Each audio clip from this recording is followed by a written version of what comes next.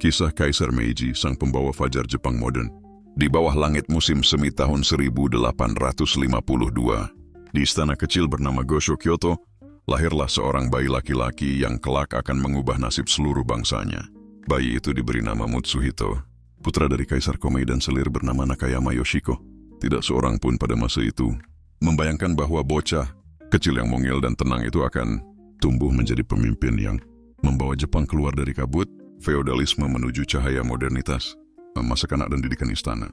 Mutsuhito kecil tumbuh dalam lingkungan istana yang ketat dan penuh aturan. Di usia 5 tahun, ia sudah diajarkan membaca puisi klasik Manyoshu dan belajar tentang sejarah panjang para kaisar yang dianggap keturunan dewa. Matahari, Amaterasu, para guru istana menanamkan kepadanya rasa cinta terhadap Jepang yang mendalam bahwa negeri ini memiliki roh ilahi dan setiap pemimpinnya harus menjadi cerminan harmoni antara langit dan bumi. Namun di luar tembok istana dunia sedang berubah. Kapal-kapal hitam milik Commodore Perry dari Amerika telah datang ke Teluk Edo pada tahun 1853, membawa ultimatum dan senjata yang menandai berakhirnya isolasi panjang Jepang. Sang ayah, Kaisar Komei, gelisah oleh tekanan asing dan pertentangan dalam negeri. Dan Mutsuhito, yang masih belia menyaksikan bagaimana bangsanya terombang-ambing antara kebanggaan, tradisi dan ketakutan terhadap kekuatan barat, naik takhta di tengah badai. Ketika sang ayah wafat pada tahun 1867, Mutsuhito naik takhta sebagai Kaisar Meiji. Ia baru berusia 15 tahun. Negeri berada di ambang perang saudara antara kekuatan shogun, Tokugawa yang berpegang pada masa lampau, dan para pendukung kaisar muda yang menginginkan pembaruan. Dengan keberanian yang melampaui usianya, Meiji menjadi simbol harapan. Di balik wajah lembutnya tersembunyi tekad baja. Ia mendukung gerakan restorasi Meiji yang pada akhirnya menggulingkan kekuasaan shogun dan mengembalikan wewenang ke tangan istana. Pada tahun 1868, restorasi itu resmi dimulai, dan sejak hari itu, Jepang tidak pernah sama lagi. Fajar restorasi, Kaisar Meiji tidak memerintah dengan tangan besi, melainkan dengan visi yang tajam dan keinginan untuk belajar. Ia tahu Jepang harus berubah agar tidak dijajah seperti banyak negeri di Asia. Maka ia membuka pelabuhan-pelabuhan, mengundang para ahli dari Barat, dan mengirim pelajar-pelajar muda ke Eropa serta Amerika untuk menimba ilmu tentang sains, teknik militer, dan pemerintahan modern. Ia memindahkan ibu kota dari Kyoto ke Edo, yang kemudian berganti nama menjadi Tokyo, ibu kota timur. Ia mendirikan parlemen modern, memperkenalkan sistem pendidikan nasional, dan menghapus kelas samurai sebagai kasta istimewa. Dalam 1 dekade, Jepang berubah dari negeri feodal tertutup menjadi negara industri yang penuh semangat. Namun Meiji tidak pernah melupakan akar budaya bangsanya. Ia menggabungkan semangat kemajuan Barat dengan jiwa Jepang yang berlandaskan kehormatan dan disiplin. Ia berkata kepada para pejabatnya, ambillah ilmu dari bangsa asing, tetapi jangan biarkan jati diri Jepang hilang darinya. Jepang baru yang bangkit. Di masa pemerintahannya, rel kereta pertama dibangun antara Tokyo dan Yokohama. Pabrik-pabrik baja dan tekstil berdiri. Angkatan laut dan darat direformasi mengikuti model Barat. Bahkan konstitusi baru, Konstitusi Meiji, disahkan pada tahun 1889, menjadikan Jepang kerajaan konstitusional dengan sistem parlementer. Perubahan itu tidak selalu mudah. Banyak samurai lama merasa kehilangan kehormatan mereka.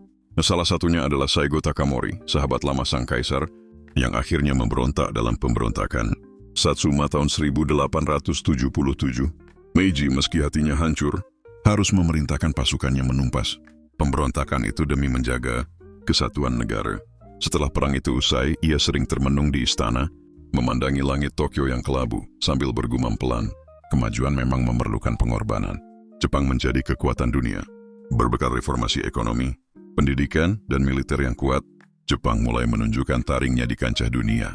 Pada tahun 1894, dalam Perang Tiongkok-Jepang, pasukan Kaisar Meiji berhasil mengalahkan dinasti Qing dan merebut kendali atas Korea. 10 tahun kemudian, dalam Perang Rusia-Jepang, dunia terkejut ketika Jepang mengalahkan kekuatan besar Rusia, sebuah kemenangan yang menandai munculnya Jepang sebagai kekuatan modern pertama dari Asia.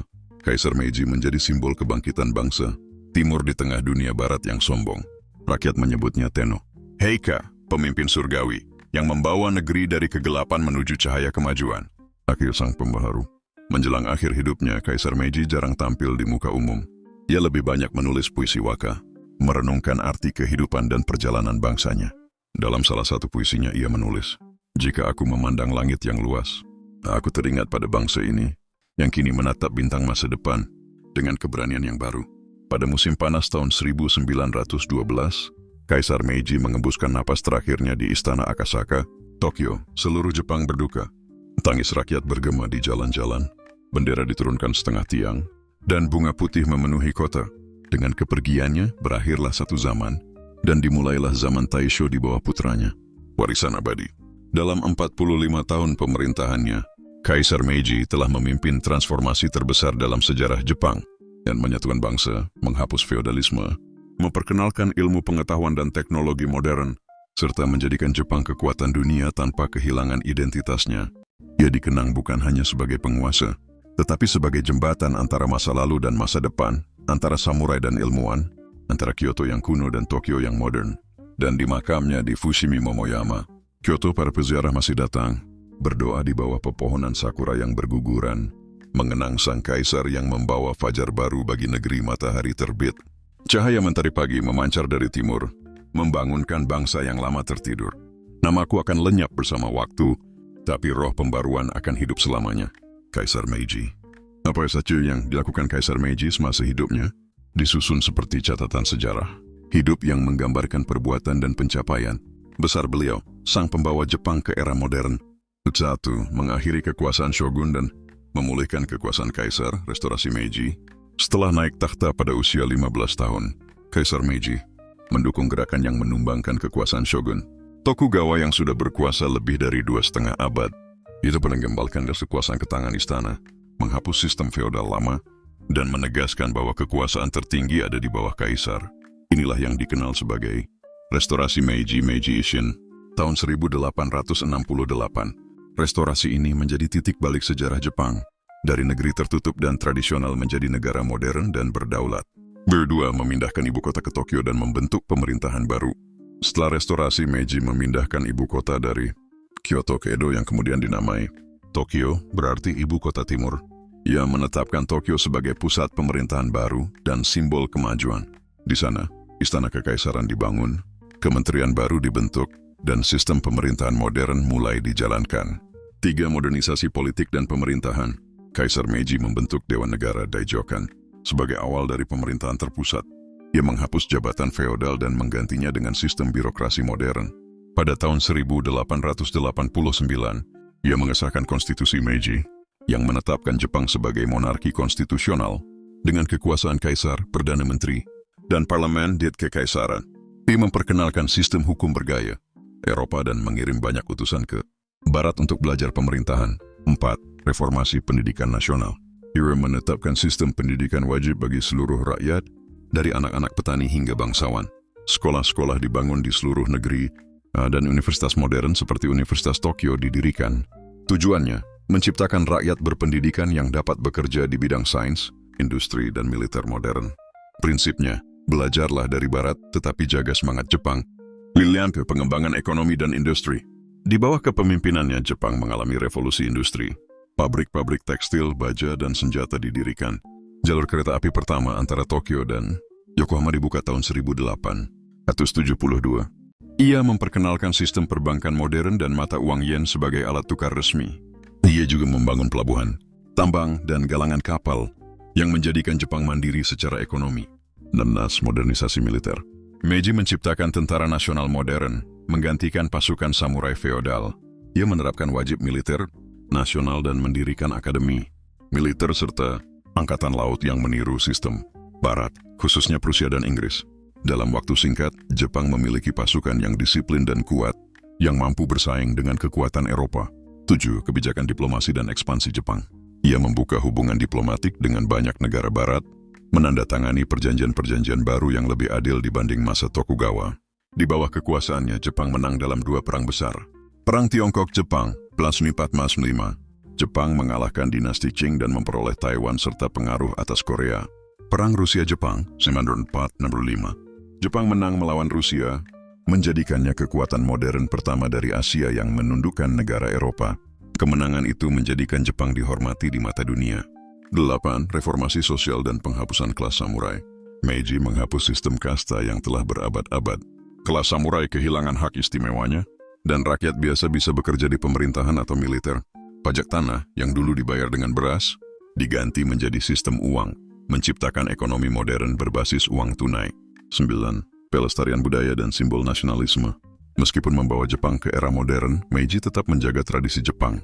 Ia mendukung seni, puisi, dan Shinto sebagai agama nasional. Ia menulis banyak puisi waka, yang sering berisi renungan spiritual dan nasionalisme lembut.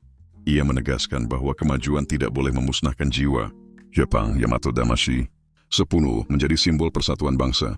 Kaisar Meiji tidak hanya menjadi penguasa tetapi simbol moral seluruh bangsa. Ia menjadi lambang persatuan rakyat di tengah perubahan besar.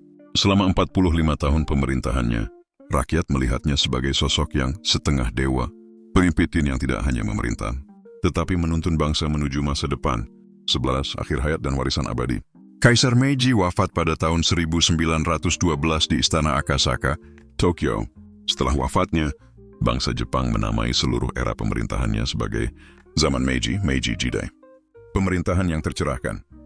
Warisannya adalah Jepang yang kuat, modern, berdaulat, dan bangga akan jati dirinya sendiri. Seringkasan warisan Kaisar Meiji. Bidang tindakan besar. Politik restorasi Meiji, Konstitusi 1849, pembentukan parlemen. Ekonomi industrialisasi, reformasi pajak, mata uang yen, militer modernisasi tentara dan angkatan laut, pendidikan sekolah nasional wajib belajar, universitas modern, sosial penghapusan kasta, persamaan hak warga, diplomasi menang perang besar, pengakuan internasional, budaya pelestarian Shinto, seni dan nasionalisme Jepang. Kaisar Meiji bukan hanya pemimpin yang mengubah arah sejarah Jepang, tetapi juga simbol kebangkitan bangsa Asia di dunia yang dikuasai Barat. Ia membuktikan bahwa modernitas tidak harus berarti kehilangan jati diri, dan bahwa kemajuan sejati lahir dari keberanian untuk belajar tanpa melupakan akar sendiri.